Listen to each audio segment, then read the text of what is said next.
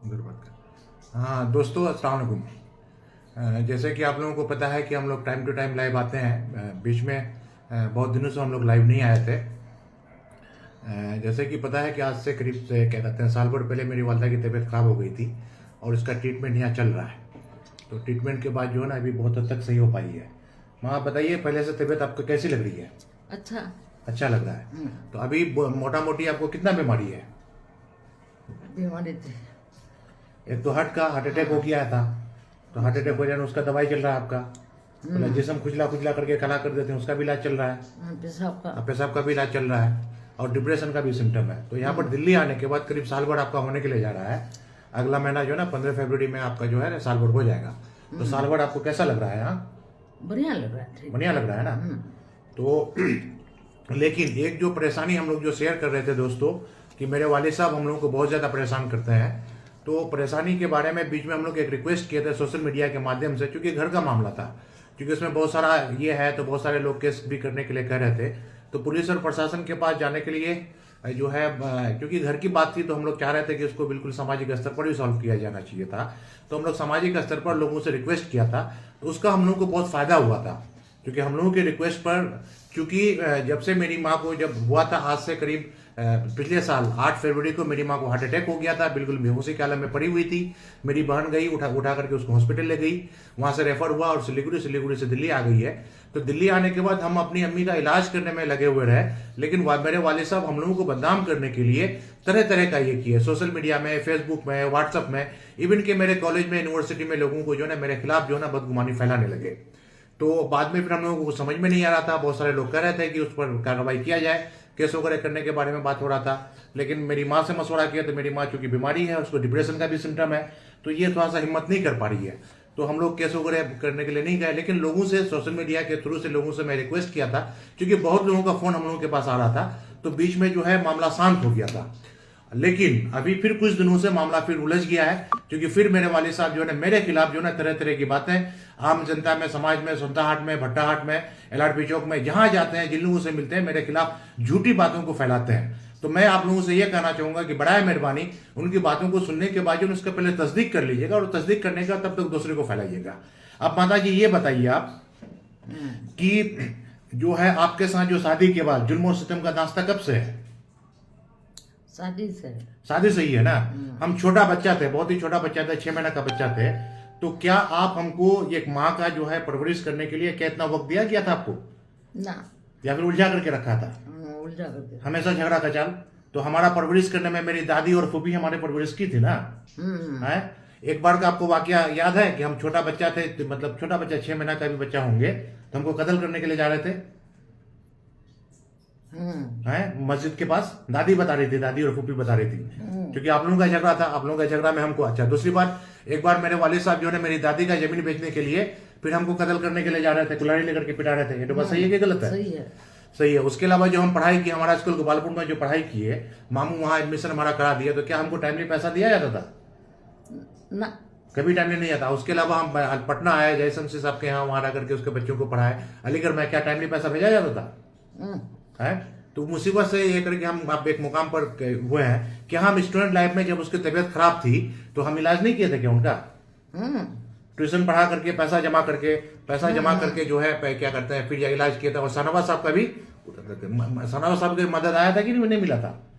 यात्री सेट भी दिए थे, तो उद्घाटन करने के लिए उनको बुलाया गया था, उद्घाटन करने के लिए वो नहीं गए थे। हम भी कहते उद्घाटन में जाने के लिए, सनवाज साहब यहाँ से गए थे दिल्ली से, उद्घाटन में वो घर से निकले थे? नहीं निकले थे ना? हम भी कहते, आप भी कहते। तो ये बात है, ऐसी बात नहीं है। उसके अलावा जो घर में ये है कि हम हमेशा पैसा देते रहे। एक मशवरा क्या हुआ था कि घर बनाने से पहले आपका जमीन बेच करके पैसा घर में लगाया और हमसे पैसा लगाया, एक मशवरा हुआ था कि नहीं हुआ था कि यहाँ पर घर रकीब का ही होगा? अब बाद में क्या होगा कि घर का क्या किया कि दोनों बेटा का नाम से रजिस्ट्री कर दिया। तो मैं समाज के लोगों से कहना चाहूंगा कि भाई आप देखिए, अगर वो अपने पैसे से घर लगाए तो उसका सोर्स ऑफ इनकम क्या है? एलआरपी चौक में करते हैं शायद 10-15 हजार रुपया उसका इनकम है, प्लस वो जो मेरी सौतीली माँ जो है 1500 रुपया पहले इनकम था। इतने से उसका 2 बेटा, 1 बेटी, दामाद, उन लोगों का खर्च करना भी, यानी 12-13 हजार रुपया महीना से इतना खर्च करने का बचत में घर भी बना लिया। तो ये बात समझने की जरूरत है, क्योंकि कई सारे लोगों से हमारी बातचीत होती है। तो भाई आपको देखिए ना, हकीकत देखिए ना। अगर मेरे वालिद साहब का सोर्स ऑफ, चूंकि सोर्स ऑफ इनकम की बात है, अगर आप घर बना रहे हैं तो उसका बेटा जॉब नहीं करता है, तो सिर्फ आंगनबाड़ी का जो एक खाना बनाती है उसकी अम्मी 1500 रुपया महीना उसका सैलरी था, और मेरे वाले साहब को 10,000 था। 15,000 रुपये में वो पूरा परिवार भी पाले, बच्चों को पढ़ाया लिखाया भी, और क्या कहते हैं वो क्या कहते हैं घर भी बना दिए। तो ये झूठ फैला रहा है, बुरी तरह से झूठ फैला रहा है। आप ये बताइए माँ, सच बात बताइए आप कि जब आपका तबीयत खराब सिर्फ उसी दिन हुआ था या उससे पहले भी आपकी तबीयत खराब हुई थी? पहले थे। हम आपको लेने के लिए जाते थे कि नहीं जाते थे? कौन नहीं आने के लिए देता था? वही कौन? मत जाओ मत जाओ। उसके अलावा कई बार लोगों का, समाज के लोगों का भी सहारा लिए कि नहीं लिए? एसपी साहब का भी सहारा लिए थे कि नहीं लिए थे? सब किसी का सहारा लिया। उसके बाद एक बार आपको लेकर के दिल्ली भी आ गए थे, नहीं आ गए थे? और आने के बाद पूरा बॉडी चेकअप करना चाह रहे थे, उधर तक गए, उधर मत करके पूरा बॉडी चेकअप करना चाह रहे थे कि नहीं चाह रहे थे? हाँ। लेकिन बॉडी चेकअप करने जाने में क्या होता था उस वक्त? फोन से आपको झगड़ा, और फिर आप आ गए और आकर के यहाँ से आपको लेकर के चले गए कि नहीं गए? और ले जाने का सबसे पहले क्या किया? लाटवी का आश्रम बढ़िया जमीन बेच दिए, बेचे कि नहीं बेचे? बेचना। तो बात यह है दोस्तों, एक शरीयत का भी मामला है जिसके बारे में पहले ही हम डिटेल डिस्कस कर चुके हैं। मेरी माँ का मेरे वालिद साहब के पास रहना जायज ही नहीं था शरीयत के एतबार से भी, प्लस जो मेडिकल ग्राउंड था। आप बताइए, आप जो पूरा जिस्म खुजला खुजला करके ये करते थे, कब से था यह बीमारी? बहुत दिन से, 5 साल से। 5 साल से था। तो हम जो जाते थे, हम जो कोशिश करते थे, तो आपका मन नहीं करता था कि बेटा के पास आए इलाज करने के लिए? अगर वो मुखिया आरिफ साहब अगर आपको नहीं रोके होते तो आप मेरे साथ इलाज करने के लिए आते कि नहीं आते? अब इलाज के दौरान में हार्ट के बारे में भी पहले ही अगर पता चलता तो हार्ट अटैक आपका होता नहीं होता। अच्छा, दूसरी बात, जब यहाँ दिल्ली आने के बाद उसको आपको यहाँ से वापस ले जाने का कोशिश कर रहा था, तो हम समाज के लोगों से, राजनीतिक लोगों से मशवरा किए थे, क्या कहते हैं, उनसे गुजारिश किए थे ना कि मेरे वालिद साहब को समझाइए, मेरी माँ को समझाइए। आपको समझाने के लिए कोई आया? कोई नहीं।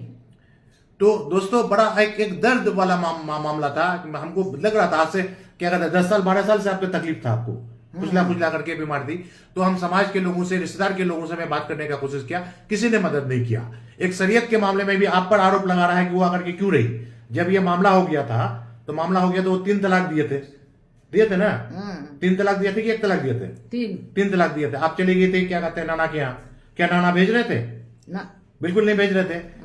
दौड़ दौड़ करके कौन जाता था आपको लेने के लिए? वही जाता था। और जब हमको भी लेकर के जाता था, सताल वाला में क्या कहते हैं नाना मामू से मार मार करके भगाता था कि नहीं भगाता था? है कब कैसे फिर कैसे लेकर के आया आपको? गुमराही करके 3 नहीं 1 करके कैसे ला करके रखा? 3 को 1। हाँ, वो अहले हदीस से दोस्तों उन्होंने क्या किया कि अहले हदीस से फतवा लेकर के 3 को 1 करके मेरी माँ को जो है ना मजबूरन वहां रहने का कोशिश किया। अब जब 3 तलाक जब ये हो गया है, अब एक नई बात और समाज में अफवाह फैला रहा है कि वो हलाला करवाया है। तो अभी मैं हलाला के बारे में मेरी माँ से नहीं पूछेंगे, हम उसको कहते हैं कि अगर आप हलाला करवाए हैं, किस मुफ्ती ने हलाला किया है, किसके साथ हलाला हुआ है, और 2 गवाह कौन है, सारा चीज का प्रूफ दीजिए। और जहां तक जानकारी के लिए मैं बता रहा हूं कि इस तरह से हलाला करना शरीयत में नहीं है। इस तरह का हलाला शरीयत में बिल्कुल नाजायज है, और इस तरह से हलाला करने वाले पर अल्लाह की तरफ से लानत है। और इस तरह से हमारा भारत का संविधान यह कहता है कि इस तरह से हलाला करने वाले पर रेप केस होना चाहिए। तो अगर आप इस तरह का, अगर ये मामला हम लोग क्या कहते हैं इमारत शरिया से के पटना से फतवा लेकर के उधर दिल्ली में भी जमात उलमा हिंद की मुफ्ती जगावत साहब से, मुफ्ती जसीम साहब से हम लोग क्लियर कर लिए थे। उसके अलावा मौलाना ग्यास साहब को लेकर के वहां गए थे कि नहीं गए थे? समझाने के लिए गए थे कि नहीं गए थे? वहां पर वो क्या हादसा किए, हम लोगों को देखने के बाद वो हॉस्पिटल चले गए एम्बुलेंस मंगा करके, और आधे घंटे के बाद आने के बाद हम लोग पर जानलेवा हमला किए कि नहीं किए? वहां पर उनके साथ में उसका दामाद बाबर आलम भी था, उसके अलावा उसका दोनों बेटा था, उसका भाई था। किसी ने उसको रोकने का कोशिश किया? कोई नहीं। समाज का सारा आदमी किसी ने रोकने का कोशिश किया? कोई नहीं। मैं समाज के किसान जिला के सारे लोगों से मैं पूछना चाहता हूं, मौलाना ग्यासुद्दीन साहब जमात उलमा हिंद के जिला अध्यक्ष हैं, और जब मेरे वाले साहब मेरी माँ को शरीयत के खिलाफ जो रखे हुए थे उसको समझाने के लिए गए, उस पर जानलेवा हमला किया गया, उसको बेइज्जत किया गया, और समाज के मेरे गांव के करीब 100 लोग, सैकड़ों लोग वहां देखते रहे। और बाबर आलम जो कि मास्टर मुजाहिद साहब के साथ घूमते रहते हैं, वो मेरे वालिद साहब के साथ में रहे, उसका दोनों बेटा उनके साथ में रहे। मैं पूछना चाहता हूं क्या इंसाफ किए? जबकि अभी कुछ दिन पहले जमात उलमा हिंद के वहां लोग भी गए थे, सारे लोग वहां जमा हुए थे। आज कैसा जिला हो गया है दोस्तों? क्या हमारे जिला में हमारे बुजुर्ग लोगों को इस तरह से जलील किया जाएगा? फिर यहां दिल्ली आने के बाद बाज़ाब्ता जमात क्या कहते हैं इमारत शरिया से, जमात उलमा हिंद से सब कुछ मशवरा लेकर के फतवा लेकर बाज़ाब्ता इससे पहले फेसबुक में फतवा को लेकर के भेज दिया गया है। फिर भी मेरे वाले साहब खामोश नहीं है। मैं वहां के लोगों से पुरजोर अपील करता हूं, क्योंकि यह शरीयत का मामला है। अगर आप अभी अगर संज्ञान अगर नहीं लेंगे तो कयामत के दिन क्या संज्ञान लेंगे आप? कयामत के दिन अल्लाह को क्या जवाब देंगे आप? क्योंकि इस तरह से रहने वालों के लिए तो साफ कुरान में कहा जाता है कि कोई भी आदमी अपने बीवी को 3 तलाक दे और 3 तलाक देने के बाद अगर रखे तो उसे बातचीत करना हराम है। उससे क्या कहते हैं और सोशली बैकआउट हुआ भी था। जब जबरदस्ती मेरे वालिद साहब गुमराह करके, मेरा नाना और लोग अम्मी को गुमराह करके लेकर के गए थे, हमारे समाज के लोगों ने बैकआउट कर दिया था। वहां पर मौलवी सफीर साहब मेरे चचा थे, वो बिल्कुल बैकआउट कर दिए थे। क्या बैकआउट किए थे कि नहीं किए थे? सारा चीज है। तो आज भी कुछ लोग उनको शरण दे रहे हैं।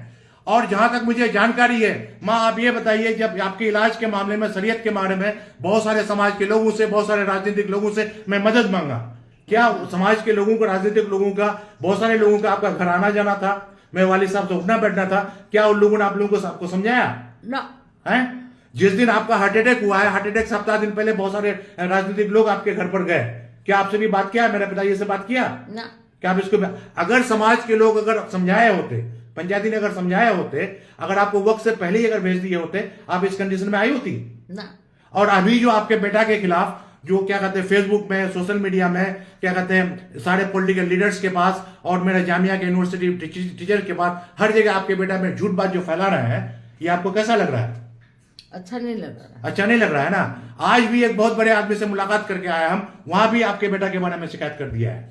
इससे पहले वो हमको बचपन से, दोस्तों बचपन से हमको जानलेवा हमला करने का कोशिश किए, और कई बार जब हम घर गए मेरी माँ को बचाव करने के लिए तो हम पर कई बार जानलेवा हमला किए।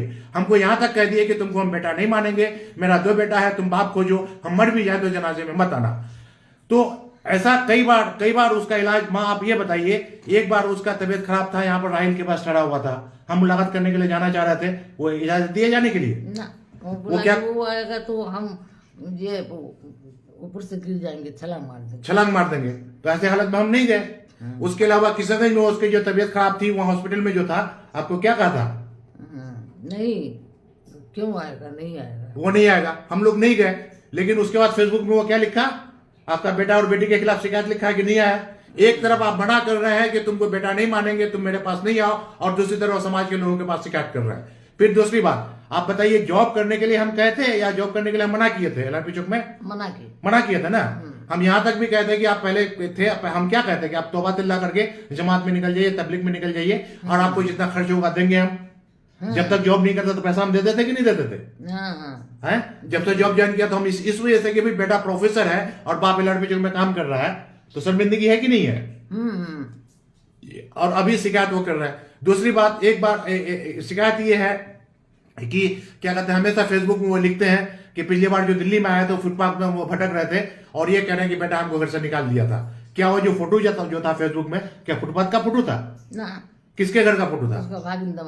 उसका भागिंदा का फोटो था। अच्छा, दूसरी बात, एक फेसबुक में फोटो ये भी डाला है कि बेटा हमको घर से निकाल दिया। तो बेटा का जो घर, जो दोनों पार्ट दोनों बेटा का है, वो घर, पूरा घर किसका होना चाहिए इंसाफन? बड़ा बेटा का होना चाहिए, क्योंकि वादा किया था। और उस घर में जो आपका भी पैसा लगा है, मेरा भी पैसा लगा है, और दोनों बेटा को हिस्सा करके जो दे दिया है, 3 हिस्सा में जो कर दिया है, ये सही किए हैं कि गलत किए हैं? गलत किए हैं। और जहां तक अभी बहुत सारे लोग, चूंकि घर का मामला था, आप ही कह रहे थे कि प्रशासन के पास मत जाइए। बहुत सारे लोग सोशल मीडिया में, फेसबुक में हमको कह रहे थे कि प्रशासन के पास जाइए। दोस्तों, प्रशासन के पास इस वजह से नहीं जा पा रहे कि मेरी अम्मी को जो है थोड़ा सा जयीफ हो गई है, इसको डिप्रेशन का भी सिम्टम है, तो केस होने के बारे में थोड़ा सा घबरा रही है। लेकिन वो तो जाना ही पड़ेगा ना माँ, क्योंकि अभी वो इतना जो ये कर रहा है, क्योंकि बहुत सारा वो, उन्होंने सिर्फ मेरी माँ का जिंदगी बर्बाद नहीं किया है, मेरी दादी का जिंदगी बर्बाद किया, मेरी चच्ची का जिंदगी बर्बाद किया, मेरी फूफी का जिंदगी बर्बाद किया, और तो और मेरी एक्स वाइफ का भी जिंदगी उन्होंने बर्बाद किया। अब बताइए, नेहा फिरदौस आपकी जो बहू थी, यहाँ बहू को यहाँ लेकर के खुशी खुशी रह रहे थे ना। उस वक्त क्या था कि उसका बेटी का रुखसती कराना था, तो बेटी का रुखसती कराने के लिए आपको जमीन बेचने के लिए प्रेशर दे रहे थे कि नहीं दे रहे थे? और प्रेशर देने का झगड़ा करते थे कि नहीं करते थे? रात दिन 11 बजे रात में झगड़ा शुरू होता था। कब तक झगड़ा चलता था? सुबह तक झगड़ा चलता था। इसी में तो आपको बहू बोली ना कि सब झगड़ा में हम नहीं रह पाएंगे, चली गई वो। अगर इस तरह से झगड़ा नहीं करते, आपको अगर टॉर्चर नहीं करते, तो क्या आपका बेटा को छोड़ के जाती ना? तो इस तरह से आपका बेटा को जो इस तरह से जो बदनाम कर रहा है, इस तरह से जो डिफेम कर रहा है, आपको कैसा लग रहा है? खराब लग रहा है। तो समाज के लोगों से क्या कहिएगा? दोस्तों, जिन लोगों के पास भी मेरे बारे में, मेरी माँ के बारे में अगर आप शिकायत कर रहे हैं, तो बड़ा मेहरबानी आप इसको तस्दीक कर लीजिए। तस्दीक करने के बाद ही लोगों को जो है ना उसको ये कीजिए, उस पर यकीन करने की जरूरत नहीं है, क्योंकि वह आदमी अपनी माँ का, यानी कि मेरी माँ का तो जमीन सिर्फ ये क्यों। अच्छा माँ ये बताइए, आप अगर नाना की तरफ से जमीन नहीं मिला होता तो आपको ऐसा करते हो ना। आपका क्या आप क्या समझिए, आप सिर्फ और सिर्फ आपको जमीन के लिए तो आपको बंधक बना करके रखा ना। क्या आप ये बताइए, मेरा अधिकार नहीं था कि बेटा के पास आकर के 1 महीना 2 महीना रहती आराम से। आपके बगल में आपकी बहन है पुनास में, कभी 2 दिन 4 दिन वहां जाकर के रह सकती थी ना ना, नहीं दिया रहने के लिए। आपके बगल में बेटी है, बेटी के पास जाने के लिए रहने के लिए दिया नहीं। आ रहा आपका भाई है, बहन में कभी जाने के लिए दिया नहीं दिया। नहीं दिया। तो ये सारा चीज इनको एक तरह से कैद की जिंदगी उन्होंने दिया है कई साल से। मैं बेटा होकर के भी कई साल आज से 2000 आज से 12 साल पहले 2012 में ही माँ को लेकर के आ गया था यहाँ, लेकिन समाज के लोगों का सपोर्ट के, क्योंकि समाज के कुछ लोग उनको सपोर्ट कर रहे हैं, जिसके वजह से अब तक वो कामयाबी ले पाए। लेकिन साल भर से मैं बहुत ही प्रोटेक्टेड माहौल में रखा हूं, और मैं कहता हूं कि आप लोग जो भी समाज के लोग उनका जो सपोर्ट कर रहे हैं, जो कि शरीयत के खिलाफ चल रहे हैं, भारत के संविधान के खिलाफ चल रहे हैं, तो आप लोग अल्लाह के यहाँ क्या जवाब दीजिएगा? मेरा यही सवाल है। क्योंकि अभी कुछ दिन पहले ही एक लड़का हमको 1 बजे रात में फोन करके परेशान कर रहा था कि नहीं कर रहा था? बहुत सारा राजनीतिक लोगों से भी बात की, तो मेरा ही शिकायत और लोग जाकर के कर रहा है। विडम्बना तो दोस्तों ये है कि बहुत सारे लोग जो है, अच्छा ये चीज ये बताइए, बहुत सारे लोग क्या करते हैं कि वहां से क्या कहते हैं, मेरे फादर का बात सुन करके, और मेरे फादर के जान पहचान में गांव के ज्यादा लोग नहीं है, 2005 लोग हैं, और छोटा छोटा क्या माँ 2005 लोग हैं। एक क्या कहते हैं, एक जो साइन किया है, गलत साइन किया है मजहर आलम फतवा में, एक वाला मजहर तो उसको था क्या, उसके बाद आसिफ मौलवी जाहिद का बेटा वो भी साइन किया है क्या, उसको जो मामला हुआ तो ऐसा वो लोग था क्या ना, झूठा गवाही देकर के झूठा साइन किया है। और बहुत सारे लोग, जब हम लोग बात करने लगे, बहुत सारे लोग क्या कहते हैं, हमको भी परेशान कर रहा था कि नहीं कर रहा था। तो एक संगठन है, एक संगठन और एक राजनीतिक संरक्षण की वजह से बचा हुआ है दोस्तों। क्या कहते हैं सोनथा में एक मर्डर केस हुआ था, उसमें भी वो बच गए थे। कोचा धामन में थाना तो जला दिया गया था, उसमें भी वो बच गए थे। और मेरे नाना को बहुत ज्यादा परेशान किए, मेरे खालू को झूठे केस में वो फैला दिए।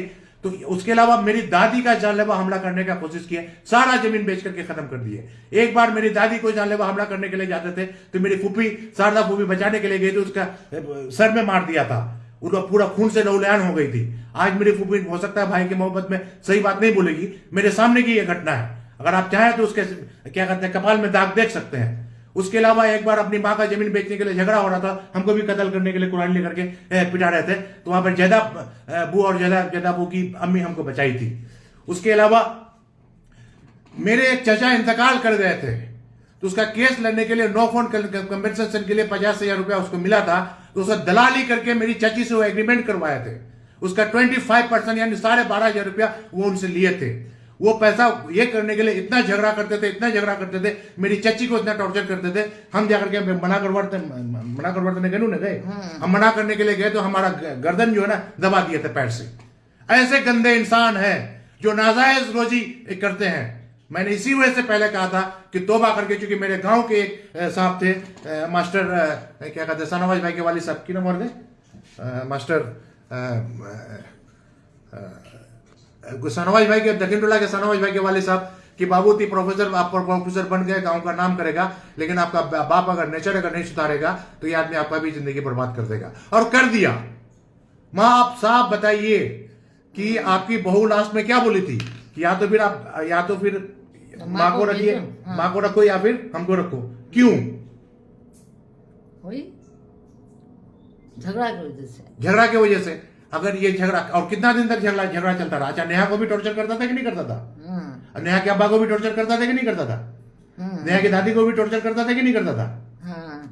तो अब ऐसे कंडीशन में अब हम लोग जब सारा चीज तो बातें ला करके जब हम लोग ये हो गए, अभी भी आपके बेटा के खिलाफ जो लोगों से बात कर रहा है, लोगों से फोन करवा रहा है, और बड़े बड़े लोगों के पास, बड़े बड़े राजनीतिक लोगों से आपका बेटा का शिकायत कर रहा है, तो इसके लिए आप क्या कीजिएगा? क्या करेंगे? उसका सोल्यूशन है, उसका सोल्यूशन वही है कि आप इन सारी चीजों का एक हाई लेवल इंक्वायरी करवाना पड़ेगा। क्या प्रशासन के पास जाने के बाद भले ही ना माने, सबसे पहले जो है क्या कहते हैं, चूंकि इससे पहले भी सुप्रीम पुलिस एसपी साहब इसको मामला को ये करने के लिए कह रहे थे, तो गांव के कुछ लोगों का नाम आया था कि गांव का कुछ लोग उसका साथ दे रहा है। आप माँ ये बताइए, आप पर जुल्म और सितम की दास्तां तो खैर शुरू से है। आप ये बताइए, आप पर जब भी जुल्म हुआ, झगड़ा हुआ, कचाल हुआ, आपकी सौतन वहां थी, आपका दोनों सौतेला बेटा था, आपकी सौतेली बेटी थी और सौतेला दामाद था। जब भी आप पर जुल्म किया गया तो क्या इन लोगों ने मुखिया जी को समझाया कि नहीं समझाया कभी? ना ना कभी नहीं। आपको बचाव करने के लिए कभी किया कि नहीं किया? ना कभी नहीं किया। अगर ये लोग भी अगर कहता कभी भी आपकी सौतन है, सौतेला बेटा है, सौतेली बेटी है, अगर ये समझाने के लिए जाता तो मुखिया जी समझते कि नहीं समझते? क्या ये सारा चीज कभी किए? नहीं किया ना। कभी कभी नहीं। तो अब क्या समझ रही है? आपका जमीन जो बेचा, जमीन बेचने के बाद ये लोग फायदा में हुआ कि नहीं हुआ?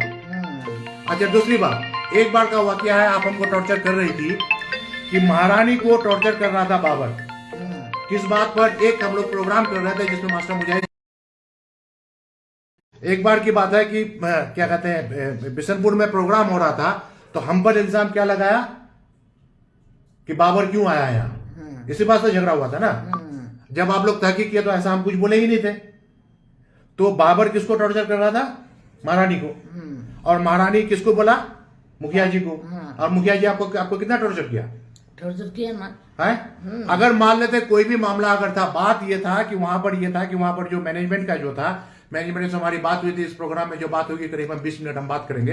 बीच में कुछ लोगों ने हम लोग रोक किया था, तो हम पूछे कि भाई कौन लोग रोक टोक कर रहा था, तो बोला कि हाँ कुछ लोग मना कर रहा था, लेकिन हम नाम नहीं पूछे, इतनी बात थी। तो हम नहीं बोले थे कि बाबर यहाँ पर क्यों आया है, लेकिन बाबर क्या कहते हैं, मेरी सौतेली बहन पर टॉर्चर इस बात से करने लगा कि आपका भाई आकर के बोल रहा है बाबर क्यों आया। क्या यही बात है ना? बाद में आप लोग तहकीक किए थे कि नहीं किए थे? और बाबर मेरे खिलाफ जो है ना पागल कर रहा था, तो आप क्या कहते हैं, पंचायती करने के लिए गए थे कि नहीं गए थे? गए थे ना। ये करने के बाद तो यहाँ पर मेरा ये सवाल है कि अगर मामले तो बाबर अगर वहां था, क्योंकि प्रोग्राम था, ऑफिशियल प्रोग्राम था, थाना इंचार्ज सुमन बाबू थे, एसपी साहब थे, मास्टर मुजाहिद साहब थे, उन लोगों से बात करना चाहिए था। उसको अपनी बीवी को टॉर्चर करने की क्या जरूरत थी? फिर उसकी बीवी को अपना बाप को, तो यहाँ पर मेरी माँ को टॉर्चर करने की क्या जरूरत थी? तो यहाँ पर यही चीज है दोस्तों। यहाँ पर क्या हुआ कि एक जो क्या कहते हैं, मेरी सौतेली माँ और उसका जो ग्रुप हमारा जिंदगी को बर्बाद कर दिया।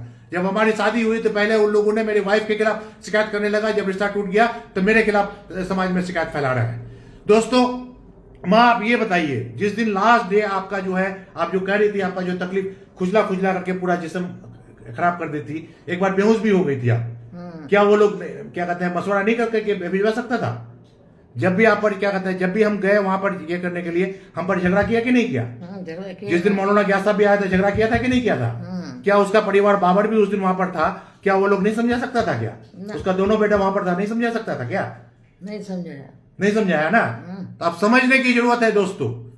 और ये चीज मैं ये कह रहा हूं कि बिल्कुल, मुझे तो कभी कभी मैं सोचता हूं कि इस तरह की घटना, क्योंकि मैं बचपन से हमेशा वालिद का हमारा इज्जत किया, क्योंकि परवान सुंधा के एक आदमी थे, मैं बचपन में था, वो कहा था कि ये लड़का अपना, इसका बाप जो है बेटा को बेचेगा, मैं उसे मुंह फेर लिया था। और ये की है क्या कहते हैं, सुंधा के ही है, क्या कहते हैं, हमारे हसन साहब के बहुत ही अच्छे दोस्त हैं, क्या कहते हैं, वो भी थे, एक बार जामिया आए थे, मेरे खिलाफ, बाबा के खिलाफ बोले थे, तो मैं थोड़ा सा उनसे उलझ गया था। उसके अलावा मतलब एक होता है वालिद से होता है, जाहिद सिंह साहब थे, वो क्या कहते हैं, किसी वीडियो के पास मिलने के लिए साहब बोलते हैं कि इस आदमी को अरेस्ट करो। वो सही में बहुत गंदा आदमी है, इतना गंदा आदमी है कि उस पर इतने संगीन आरोप होने के बावजूद भी आप घूम रहा है। मेरी माँ पर कई बार जानलेवा हमला किए, मेरी दादी पर कई बार जानलेवा हमला किए, मेरी फूफी पर कई बार जानलेवा हमला किए, मेरी चच्ची का जिंदगी तोबर कर दिए, मेरे चचा का इंतकाल करने के बाद इतना टॉर्चर किए, कह नहीं सकते हैं। और उसी का बेटा रईस आलम, और रईस आज क्या कर रहा है? माँ आप ये बताइए, मेरे खिलाफ केस करने के लिए रईस आपको लेकर के गया कि नहीं गया? कहीं एक बार यही बार हुई, क्या कहते हैं, किशनगंज में हम जो देखने के लिए नहीं गए थे, उसी बात से रईस झगड़ा कर रहा था कि नहीं कर रहा था? है, हमको गाली गलौज कर रहा था। तो भाई ये क्या मतलब है? तो ये सारा चीज आप बताइए, आपको कोई अगर मामला था मेरे खिलाफ केस करने के लिए, रईस को क्यों ले गया आपको? ये अच्छी बात है क्या? गलत बात है क्या? कभी रईस आपको समझाया कि क्या कहते हैं, बड़ी अम्मी आपका बेटा इलाज करने के लिए परेशान है, बेटा के साथ इलाज करने के लिए जाइए? कभी समझाया? नहीं समझाया ना। बाबर कभी समझाया? कोई नहीं है। और जब मास्टर मुजाहिद साहब से जब बात करते हैं, हम भी बात करने की कोशिश करते हैं, तो बेचारा जो है ना मजदार में है। हम लोग कुछ बात करते हैं, बाबर उसको कुछ कहता है, मुखिया आरिफ साहब कुछ कहते हैं, रईस उनको कुछ कहता है। क्या यही बात है ना माँ? है, अगर मास्टर जब पटना गए थे तो मास्टर मुजाहिद को साहब को पूरी बात कहते ना, लेकिन अब वो भी तो कंफ्यूजन में आ जाते हैं बेचारा, क्योंकि राजनीतिक लोगों के साथ बहुत बड़ा प्रॉब्लम होता है कि वहां पर जो बात जो पहुंच नहीं है ना, जैसे शाहनवाज साहब एक यात्री सेट दिए थे ना, ये करने के बाद तो अब कोई लोग बड़े बड़े नेता के पास शिकायत करने के लिए लोग अगर पहुंच जाएगा तो आम लोगों तक पहुंच नहीं है। तो आप बताइए, क्योंकि आप लेडी हैं और तो आपकी बात को पहुंचाने के लिए आप जाइएगा कि नहीं जाइएगा, जहां जाना पड़ेगा। इसके लिए आपको केस करना पड़ेगा, तब वो आदमी सुधरेगा, क्योंकि बहुत हो गया है।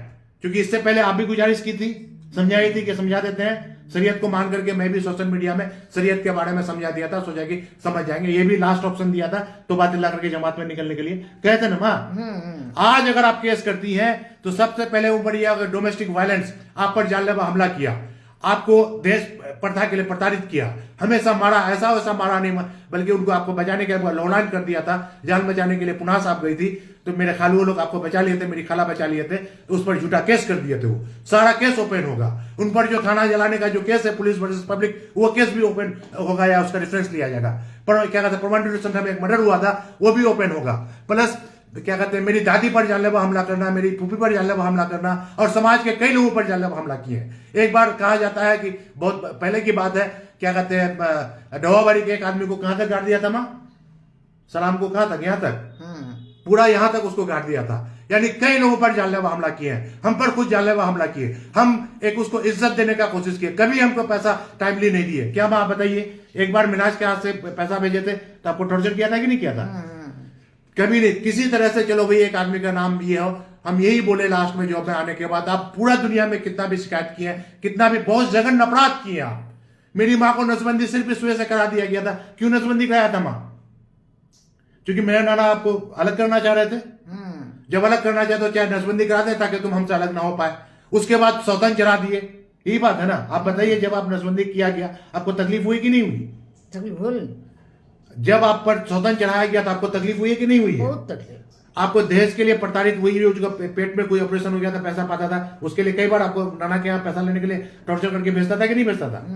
है तो इससे भी तकलीफ होता था कि नहीं होता था? और ये जघन्य अपराध, जब एक नशिश में 3 तलाक दे दिए थे, कितना तकलीफ हुआ था आपको? बहुत तकलीफ। उसके अलावा फिर नाजायज ढंग से जो आपको जला करके रखे, गलत फतवा लेकर के, इससे कितनी तकलीफ हुई है आपको? बहुत है, बहुत तकलीफ हुई है। फिर अब जब आप इलाज कर रही हैं, आपका बेटा को परेशान कर रहा है, आपको परेशान कर रहा है, समाज के लोगों को आपके खिलाफ शिकायत कर रहा है, आपको तकलीफ हो रही है कि नहीं हो रही है? बहुत तकलीफ। तो इसके लिए आपको जो है केस करना पड़ेगा। और आप केस अगर प्रशासन के पास वही है, क्योंकि उसका भूत भाग जाएगा, और उसका साथ देने वाला उसका दोनों बेटा है, वो भी जाएगा। क्योंकि प्रशासन इनकम टैक्स पूछेगा ना, समाज का आदमी उनसे नहीं पूछ रहा है, इनकम टैक्स वाला तो उनसे आकर के पूछेगा कि भाई आपने जो ये जो घर बनाया दोनों बेटा के नाम से, दोनों बेटा से तो पूछेगा ना, तुम्हारा सोर्स ऑफ इनकम क्या है? दोनों बेटा कुछ नहीं कर रहा है, उसका पिता जो है ना, उसका पिता का 10,000 और ये है, वहां पर बिल्कुल ये हो जाए, आपके चोरी किए, चमारी किए, डकैती किए, क्या किए? तो ये जघन्य अपराध दोस्तों, क्योंकि आज मेरा दिल फट गया है, क्योंकि एक बहुत ही अजीज आदमी है जो हमारी मदद शुरू से की है। जब हम अलीगढ़ से पढ़ते थे, पढ़ने का बहुत मामले में हमारी मदद की है। बल्कि वो आदमी उतना ही नहीं, बल्कि मेरे वाले साहब को जो गला में कोर में पोलिप हो गया था, वहां का डॉक्टर कैंसर घोषित कर दिया था। माँ ट्यूशन पढ़ा करके पैसा जमा करके उसका इलाज करवाए थे, और एक बड़े आदमी ने हमारे इलाज में मदद किए थे। आज उस आदमी के पास मेरे वाले साहब शिकायत लेकर के पहुंच गए। तो आप इस बात को मानिए कि सत्य में जो है हमेशा सच की जीत होती है। अब वो दिन चला गया जब मेरी माँ खामोश थी, मेरी माँ नहीं बोल पाती थी, मेरी माँ को गुमराही में रखा गया था, मेरी माँ डरती थी।